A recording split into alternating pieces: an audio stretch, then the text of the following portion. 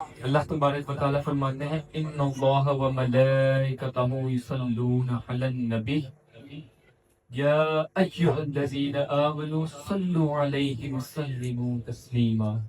سبھی کے پڑھیے گا اللہم صل علی سیدنا مولانا محمد وبارک وسلم وسلم علیہ. اللہ تبارک و تعالیٰ فرماتے ہیں کہ بے شک میں بھی اور میرے فرشتے بھی نبی کریم صلی اللہ تعالیٰ علیہ وآلہ وسلم کی ذات بابرکت پر درود و سلام پڑھتے ہیں.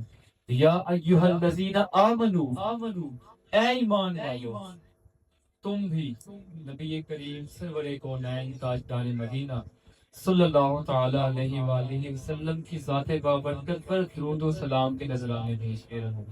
حضرت طلحہ رضی اللہ تعالیٰ عنہ روایت فرماتے ہیں کہ میں مسجد نبوی شریف میں حاضر ہوا تو کیا دیکھتا ہوں، میرے اور آپ کے آقا کریم صلی اللہ تعالیٰ علیہ وآلہ وسلم کے چہرے انور پر خوشی کے آثار ہیں. بہت خوبصورت بات ہے کہ نبی کریم صلی اللہ تعالیٰ علیہ وآلہ وسلم کے چہرے انور پر خوشی کے آثار ہیں. حضرت طلحہ رضی اللہ تعالیٰ عنہ فرماتے ہیں کہ میں عقیدت مندانہ انداز میں نبی کریم صلی اللہ تعالیٰ علیہ وآلہ وسلم کے قریب گیا اور عرض کرنے لگا، یا رسول اللہ، میرے ماں باپ آپ پر قربان جائیں، ایسا کیا معاملہ ہے کہ آپ اتنے خوش نظر آ رہے ہیں؟ نبی کریم صلی اللہ تعالیٰ علیہ وآلہ وسلم فرماتے ہیں کہ ابھی ابھی جبریل امین میری بارگاہ میں اللہ تبارک و تعالیٰ کا پیغام لے کر آئے.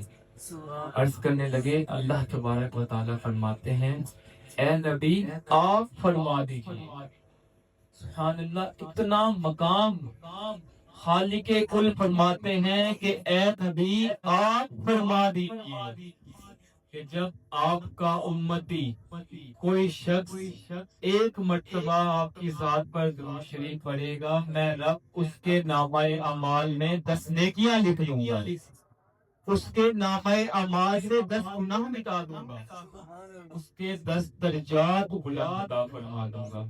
اس شخص کے مقدر کا مقام کیا ہوگا جو اپنی تمام حیات نبی کریم صلی اللہ تعالیٰ علیہ وآلہ وسلم کی ذات بابرکت پر درود و سلام کے نذرانے بھیجتا رہے. اللہ تبارک و تعالی ہم سب کو عمل صالح کرنے کی توفیق عطا فرمائے.